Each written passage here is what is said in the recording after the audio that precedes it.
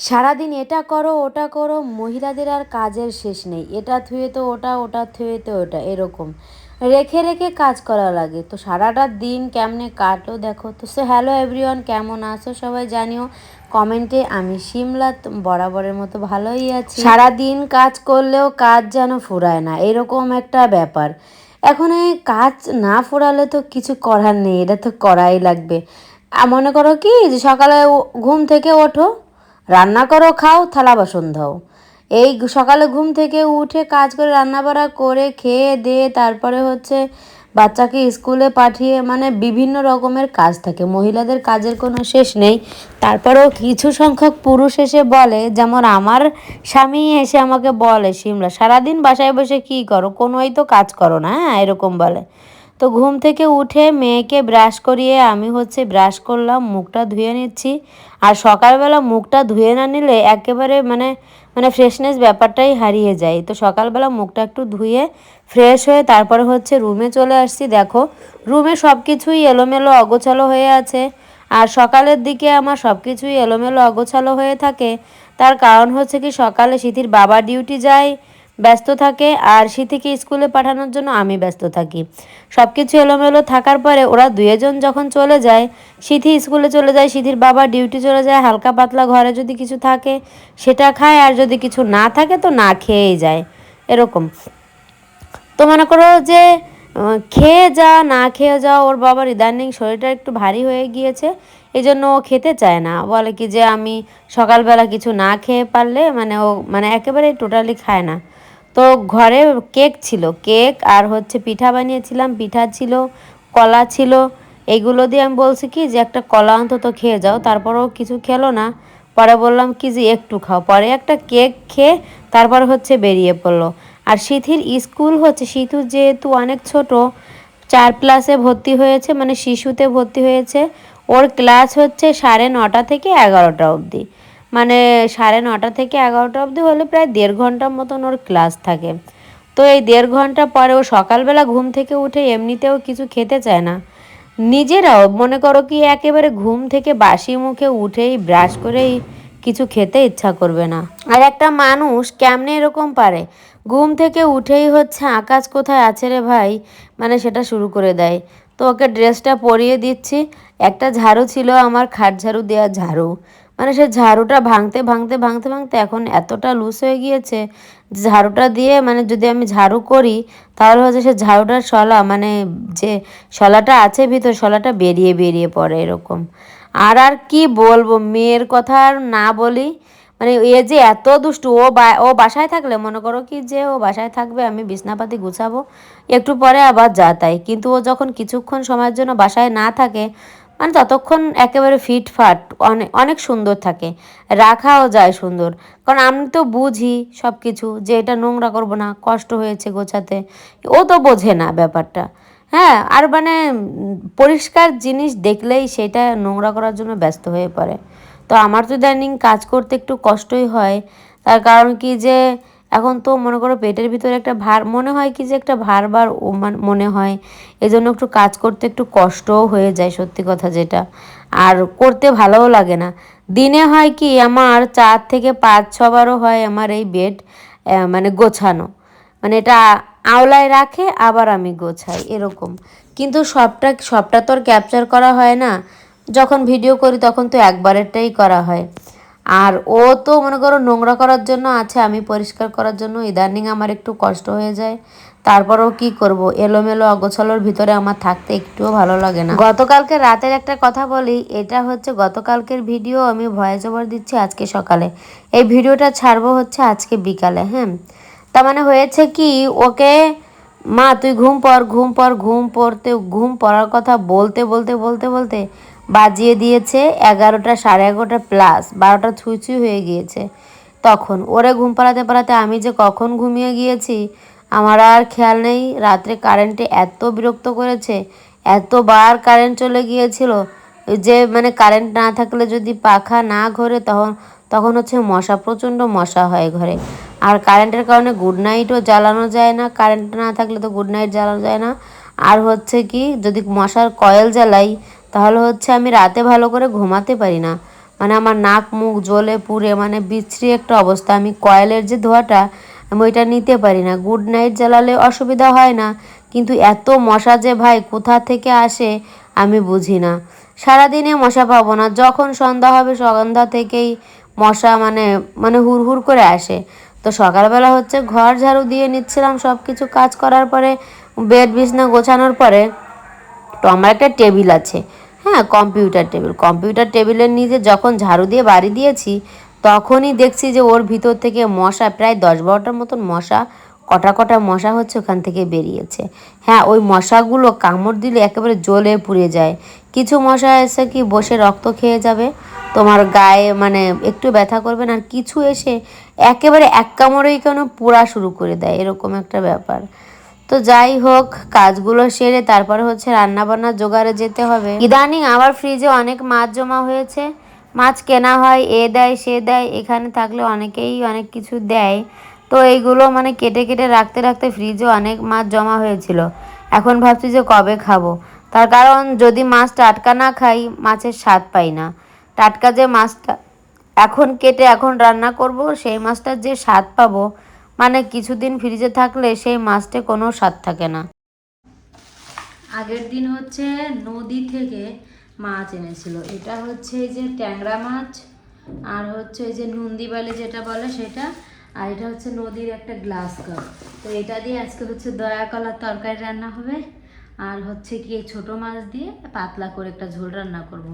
মাছটা ভিজিয়ে রাখি, তারপরে হচ্ছে ফেসবুকে একটু কাজ আছে সেটুকু করে তারপরে হচ্ছে কাজে আসবো। বরফের মাছ বের করেই রান্না করা যায় না, এটা তোমরা সবাই জানো, কিছুক্ষণ আগে ভিজিয়ে রাখতে হয়। তো সেদিনকে মাছ এনেছিল কোথা থেকে জানো, সেখানে ছিল নদীর একটা গ্লাস কাপ। কিন্তু অনেক যে কাজ তা কিন্তু না, অল্পই কাজ, কিন্তু তারপরও খানিকটা কষ্ট হয়ে যায়। ইদানিং এখন থেকে এতটুকু কষ্ট শুরু হয়েছে, আর কিছুদিন পরে তো আরও কষ্ট হবে। তাও হচ্ছে কীরকম, আজকে 3 দিন হচ্ছে ঘরটা মুছি না, মানে পরিষ্কার করে রাখি, হ্যাঁ, কিন্তু মোছা হয় না। বসে মুছতে একটু কষ্ট হয়, এজন্য একটু পরে মানে ভারে মানে একদিন পরে বা 2 দিন পরে এরকম মোছা হয়। তো এখন মাছ ভিজিয়ে রাখলাম, মাছ দিয়ে তরকারি রান্না করবো, একটু পরেই রান্নায় চলে যাব। তখন সকালে তো ওই যে খেলাম হালকা পাতলা 2টো কেক একটা কলা খেলাম। আর আমার শাশুড়ি মা ঘুম থেকে উঠে বিচি কলা যেটা বলে, বিচি কলাটা কেটে তারপর দেখেছি ভাতের মাড় দিয়ে হচ্ছে রেখে দিয়েছে। ভাতের মাড় দিয়ে রাখলে নাকি কলার ভিতরে যে কষ ওটা নাকি চলে যায়, আর খেতে নাকি স্বাদও হয়। উনি ওইটা মানে কেটে রেখেছে, আর আমি দেখছি দুধ জাল দিয়েছে, 1 লিটারের মতন দুধ জাল দিয়ে রেখে গিয়েছে। এখন আমি ভাত বসিয়ে দেবো। তো আমার ফেসবুকে একটু কাজ আছে, এই কাজটুকু করে তারপরে হচ্ছে করবো এটা। ওই যে বললাম শাশুড়ি মা সকালবেলা দুধ জাল করে রেখেছিল, উনি দুধ জাল করে খেয়েছে। আর এই যে দেখো বিচি কলা, এটাকে এঁটো কলাও বলে, বিচি কলা, দয়া কলা, যাই বলো তোমরা। এই কলাটা এনেছিলাম ননদের বাড়ি থেকে, 1 কাঁদি কলা দিয়েছিল। এখন কি এত কলা কি খেয়ে পারা যায় একারা বলো? তো এই কলাটা হচ্ছে আমার শাশুড়ি মা সকালবেলা মানে ভাতের মাড় দিয়ে রেখে দিয়েছিল, তার কারণ এই কলাটায় অনেক কষ থাকে, আর কষ থাকার কারণে রান্নার পরে কেমন যেন দুধ কেটে গেলে যেমন খিসে হয়ে যায় না, আর ঠিক তেমন হয়, ঝোলে স্বাদ হয় না ভালো। এই জন্য হচ্ছে কলার ভিতরে ভাতের মাড় দিয়ে অনেকক্ষণ রেখে দিয়েছিল। তাই এখন আমি প্রায় 10-12 বার মানে 10-12 বার এই কলাটা ধুয়েছি, তারপরও সেই কলার কষ কেমন যেন ছাড়াচ্ছিলই না, এত বিচ্ছিরি। মানে কলার যে একটা কষ ওটা তো আঠালো, আর ভাতের মাড়টাও আঠালো, দুটো মিশে কেমন যেন পুরো একেবারে স্যুপের মতন হয়েছিল। হ্যাঁ, তারপরে যাই হোক কলাগুলো ধুয়ে মাছে লবণ হলুদ মাখিয়ে মাছগুলো ভাজবো। আর দয়া কলার তরকারি কিন্তু মাছগুলো একটু কড়া করে না ভাজি করলে ভালো লাগে না খেতে। জানি না কেমন স্বাদ হবে, মনে তো হয়েছিল ভালো স্বাদ হবে, কিন্তু খেয়ে দেখি কি না, মাছে কোনোই স্বাদ নেই। ভেবেছিলাম হয়তোবা যদিও সাদা মাছ হয় এটা, নদীতে গেলে দেখা যাচ্ছে নদীর জলে একটু স্বাদ অন্যরকম চেঞ্জ হতে পারে, কিন্তু স্বাদ কোনো পরিবর্তন হয়নি, তেমন ভালো স্বাদ লাগে না এই মাছটায়। একটা ইলিশ মাছ এনেছিল গতকালকে, ইলিশ মাছ এনেছিল দুটো, 1450 টাকা করে কিলো। কি খাবে দুটো মাছ 1450 টাকা? আর এই যে দেখেছো কাঁচামরিচ, এই কাঁচামরিচের কথা কি বলবো, বলে না মাখাল ফল, দেখতে সুন্দর হলে ভিতরে যে সুন্দর হবে এরকমটা না। হ্যাঁ, মানে এত সুন্দর মরিচগুলো এনেছে, 1 কেজি মরিচ এনেছে, আর মরিচের এখন এত দাম। এত সুন্দর মরিচগুলো দেখতে, আর একটুও ঝাল না, মানে ও কামড়িয়ে কামড়িয়ে খেলেও তেমন তোমার ঝাল লাগবে না। হ্যাঁ, তো মাছগুলো এই যে আমার ভাজা হয়ে গিয়েছে, এখন কলাগুলো ভাজবো এই তেলের ভিতরে, জিরে ফোড়ন দিয়ে, আর বাগার দেবো না। এই তেলের ভিতরে হচ্ছে জিরে ফোড়ন দিয়ে তারপরে হচ্ছে একতলানি হচ্ছে রান্না করব। আর গ্যাসের ভিতরে ঘরে রান্না করলে আমার ফ্যান, মানে এখানে আমার কিচেন রুমে একজাস্ট ফ্যান নেই। একজাস্ট ফ্যান না থাকার কারণে হচ্ছে কি, যদি আমি এরকম বাগার দিই তরকারি বা সম্ভারা দিই, তরকারি সম্ভব দেওয়ার পরে হচ্ছে কি যে যে একটা তেল চিটচিটে ভাব উঠে ছাটছেটে হয়ে যায়, সারা রুম পুরো ছাটছেটে হয়ে যায়। আর হচ্ছে কি আঠা আঠা, মানে তেল কিছুদিন পড়তে পড়তে পড়তে পড়তে সব কিছুতে, কৌটা বাটিতে কেমন আঠা আঠা ভাব হয়ে যায়। এজন্য হচ্ছে একতলানোই রান্না হয়। ওই প্রথমেই সম্বরাটা দিয়ে দিই। আমার কাছে মনে হয় চুলার জালে রান্না করলে যে টেস্ট হয়, গ্যাসে তো আমার ভালো লাগেই না। কিন্তু ইদানিং ঘন বৃষ্টির কারণে আমি আর বাইরে যাই না রান্না করতে, আমার কষ্ট হয়ে যায় প্রচুর। সব কিছু তো একটা সুবিধা অসুবিধা বলে আছেই, তাই না? মনে করো আমি বাইরে যদি রান্না করতে যাই, আমার গুছিয়ে গাছিয়ে নিতে একটু কষ্ট হয়। ফিরে রান্না করা হয়ে গেলে তারপরে আবার গুছিয়ে সব প্রায় 2-3 বার, মানে কড়াই আনো, থালা বাটি, তারপরে তোমার যে লবণ হলুদের কৌটা, অনেক কিছু নিতে হয়, আনতে হয়, টানাটানি করতে যতটুকু সময় লাগে ততক্ষণে আমার কিছুটা রান্না ঘরে সেরে ফেলতে পারি। কিন্তু ভাবি কি এত দামের গ্যাস, আমাদের এখানে গ্যাস এখন প্রায় 1700 হচ্ছে। এখন একটু কমেছে, 1700 হয়েছে। কিছুদিন আগে 1900 টাকা, 2100-2200 পর্যন্ত হয়ে গিয়েছিল। এজন্য হচ্ছে সাশ্রয়ীও হয়। বাইরে কাঠের জালে রান্না করলে খেতেও ভালো লাগে, গ্যাসও হয় না, তারপরে হচ্ছে তোমার সাশ্রয়ীও হয়, গ্যাসটাও পুড়লো না। অনেক কিছু চিন্তা করে হচ্ছে বাইরে রান্না করতাম। বিশেষ করে হচ্ছে আমার বাইরে রান্না করতে ভালো লাগতো, তার কারণ বাইরে রান্না করলে সম্ভরা দিয়ে সুন্দর করে ছ্যাঁতম্যাত করে রান্না করা যায়, কাঠের জাল দাউ দাউ করে জ্বলে। আর আমার মনে হয় কি গ্যাসে যে টিপ টিপ জ্বলে, আমার কাছে কোনো কিছুই ফেদা ফেদা লাগে, সব কিছু এরকম মনে হয়। তো এই যে এইখানে হচ্ছে আমার রান্না হয়ে গিয়েছে কলার তরকারি। এখন হচ্ছে কি একটু তেল দিয়ে আমি ওটা থেকে তো হাতে মাখিয়ে রান্না করব, মানে কাঁচা মাছ রান্না করছি তো হাতে মাখিয়ে রান্না করছি, এটা খেতে ভাপার মতন হবে। তো একটু জিরে সম্ভরা দিয়ে তারপরে হচ্ছে মশলা দিয়ে মাছ মাখানো নেড়ে চেড়ে, তারপরে হচ্ছে এই গাবলাটা ধুয়ে একটু জল দিয়ে দেবো সামান্য পরিমাণে। আর এই জলেই হচ্ছে ঢাকনা দিয়ে ঢেকে ঢেকে ঢেকে রান্না করব। আর এই রান্নাটাই ভালো লাগবে খেতে। তো এই দেখো ফাইনালি রান্না হয়ে গিয়েছে। এই যে হচ্ছে কলার তরকারি, আর হচ্ছে ট্যাংরা মাছ, আর হচ্ছে বেলে মাছের ঝোল, এটা হচ্ছে রান্না করলাম। আমার কাছে এই মশলা থেকে হালকা পাতলা রান্নাই ভালো লাগে বেশি খেতে। তারপরে হচ্ছে কারেন্ট ছিল না। হ্যাঁ, দুভাগ রান্না হয়ে গিয়েছে, কারেন্ট ছিল না। কারেন্টে ইদানিং এত ডিস্টার্ব করছে।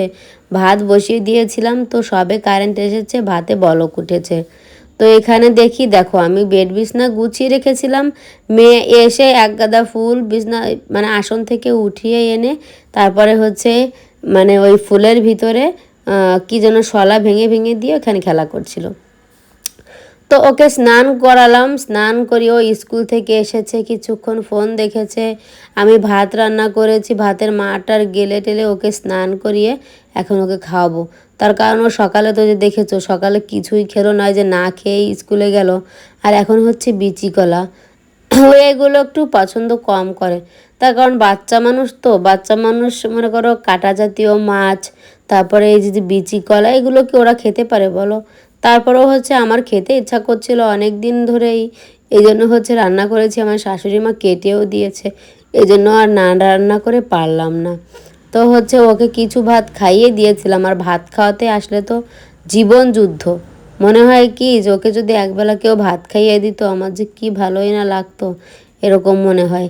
ভাত খাওয়াতে গেলে 3-4 বার বাবা নে নে নে বললে, মানে বলার পরেও গালটা হা করে না। আর একটা গাছ ভাত দিলে অনেকক্ষণ রেখে দেয়। ওই দেখো একটা বিচি মনে হয় বেঁধেছে, বলছে কি আর কাটা, সামান্য একটু কাটাও যদি ওর গালে কোথাও বাঁধে, সব ভাত একেবারে থালার ভিতরে সে কেন উগড়ায় উগড়ায় ফেলে দেয়। আরও ঘৃণা লাগে। মানে ছোট মানুষ, নিজের বাচ্চা বলে কথা, তারপরও মনে করো যে ভাতের লালাঝোলা ভাত যদি তোমার ভাতের থালার ভিতরে ফেলে দেয়, তোমার কি বিরক্ত লাগবে না? এরকম একটা ব্যাপার। যাক, ফোন দেখো কি করে। ভাতটা নিয়ে গিয়েছি কেমন যেন গরুতে, মানে গরু যদি পছন্দ না হয় চাটি দেয়, এরকম একটা ব্যাপার। তো ভাত টাত খাওয়ার আগে আর হচ্ছে ফ্রেশ হয়েছিলাম না, তার কারণ খিদেও পেয়েছিল অনেক, সকালে যেহেতু হালকা পাতলা খেয়েছি, এজন্য হচ্ছে ভাত খাওয়ার পরে হচ্ছে মাথাটা আঁচড়ে নিচ্ছি। দেখো, মাথাটা প্রায় 3 দিন পরে আজকে আঁচড়াচ্ছি।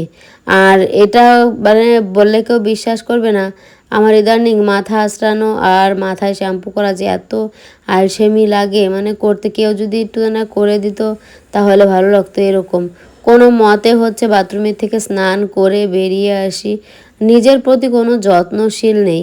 আমার মেয়েটা যখন পেটে ছিল তখনও আমার ঠিক এরকমটা, মানে কোনো কিছুই ভালো লাগতো না, কিছু করতে মন চাইতো না, এরকম।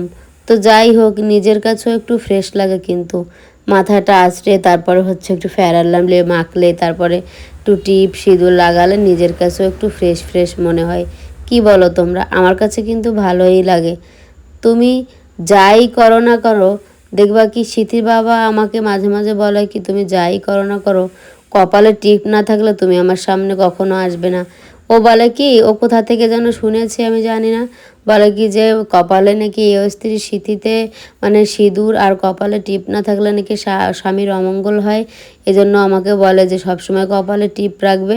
আমার কিন্তু খালি কপাল দেখতে একটুও ভালো লাগে না। তো কেমন লাগছে আমাকে বলো একটু। দুপুরে খাওয়া দাওয়ার পরে হচ্ছে সিথিকে ঘুম পাড়িয়েছিলাম। এখন ওই বাজে 4:30 মতন। তো ভাবছি কি ও ঘুম থেকে উঠে গিয়েছে আর ঘুম পড়বে না বলছে, আর আমিও আর মানে ঘুম না পড়ি, কারণ অপরবেলায় ঘুম পড়লে তারপরে বিরক্ত লাগবে, রাত্রে ঘুম আসবে না। এই জন্য হচ্ছে কি যে ঘরটা মোছা দিচ্ছি, সকালে মুছতে হবে না, তার থেকে হচ্ছে এখন হাতেই মুছি। যেন টাইচের ঘর, হাতে না মুছলে অনেক চুল ময়লা থাকে, সেগুলো যেতে চায় না, খুবই বিরক্তিকর একটা ব্যাপার। আর ডাস্টার দিয়ে মুছলে, মানে হাতে মুছলে চলে যায়, কিন্তু ডাস্টার দিয়ে মুছলে তেমন যায় না। তারপরেও কি করব, 2 দিন যদি হাতে মুছি, তারপরে হচ্ছে আর একদিন ডাস্টার দিয়ে মুছি, তারপরেও আমার কষ্ট হয়ে যায়। ভুট হয়ে যখন আমি ওই নিজে প্রেশার দিয়ে দিয়ে পরিষ্কার করি, তখন আমার অনেকটা কষ্ট হয়ে যায়। কিছুদিন আমার শাশুড়ি মা মুছেছে, এখন আর আমি বলিও না, সে মুছেও না, সে সারাদিন কাঁথা সেলাই নিয়েই থাকে। এখান থেকে মনে হয় দেখে নে, দেখা যাবে না। দেখো আমার শাশুড়ি মা কাঁথা সেলাই করছে, ওই ছোটো কাঁথা সেলাই করছে 16-17টার মতন, আর হচ্ছে বড় 2টো কাঁথা সেলাই করছে, একটা নামিয়েছে মানে সেলাই করা হয়ে গিয়েছে, নতুন আর একটা ধরেছে। যাই হোক, মুরব্বী মানুষ আমার জন্য কাঁথা সেলাই করছে আমার কাপড় দিয়ে, ভবিষ্যতে আমার কাজে লাগবে। তার কারণ ইদানিং কাঁথা সেলাই করতেও অনেক পয়সা নেয় লোকেরা, একটা কাঁথায় প্রায় 500-700 টাকা নেয়। তো সব জায়গা সুন্দর করে মুছে নিলে মনটাও ভালো থাকে। ঘর দুয়ার যদি এলোমেলো অগোছালো থাকে, দেখবে কি তোমার কোনো কাজে মন বসবে না। যে যারা গোছালো গাছালো থাকে তাদের কাছে, কিন্তু যারা মনে করো যে অনেকে আছে যেখানে খায় সেখানে পায়খানা করে, এরকম একটা ব্যাপার, অনেকে আছে এরকম মানে নোংরা আছে, তাদের কাছে কোনো ব্যাপার না, কিন্তু একটু অগোছালো হয়ে পড়লেই আর শরীরের ভিতরে ভালো লাগে না, বিরক্তিকর বিরক্তিকর মনে হয়। যাই হোক, ঘরটা সুন্দর করে ক্লিন করলে নিজের কাছেও ভালো লাগবে। তো এখানে হচ্ছে জলের ভিতরে হচ্ছে আমি ডিটারজেন্ট দিয়েই মুছছিলাম। ডিটারজেন্ট দিয়ে না মুছলে একটা ঘ্রাণ আসে, ডিটারজেন্ট দিয়ে মুছলে একটু ভালো ঘ্রাণ আসে। এই যে এখন বাজে 5টা মতন, আমি সেই দুপুর 12টার পর থেকে ফোন করছি, শীতের বাবা কখন আসবা কখন আসবা, আর সারাদিন পরে 5:30টার দিকে, মানে সন্ধ্যার 1.5 ঘন্টা মতন আগে, এখন তো বেলা বড় হয়েছে, 1.5 ঘন্টার মতন আগে হচ্ছে শীতির বাবা এসেছে। আর দেখো যে আমার মেয়েটা কি করে, মানে মিনিটের মধ্যেই বিছনাপাতি এলোমেলো অগোছালো, দেখো ওর হাত পা কখনো, ওই দেখো, মানে আমি সুন্দর করে গুছিয়ে যে রাখবো, ওই যে ফোন দেখবে, ফোন দেখবে, কিন্তু হাত পা এভাবে নাড়াচাড়া করবে যে তার কারণে আমার সব কিছু এলোমেলো অগুছিয়ে যাবে। তো যাই হোক, এখন সিথির বাবা এসে একটু রেস্ট করবে আর সিথিকে নিয়ে একটু খেলাও করবে। সিথি অনেক খুশি হয় ওর বাবা আসলে, কিন্তু কি করবে বলো, ইদানিং এত ডিউটির চাপ যে সারাদিনে কখনো একটু বাসায় থাকতে পারে না। তো ভিডিওটা আজকে এই পর্যন্ত, ভালো লাগলে পাশে থাকো। টাটা সবাইকে।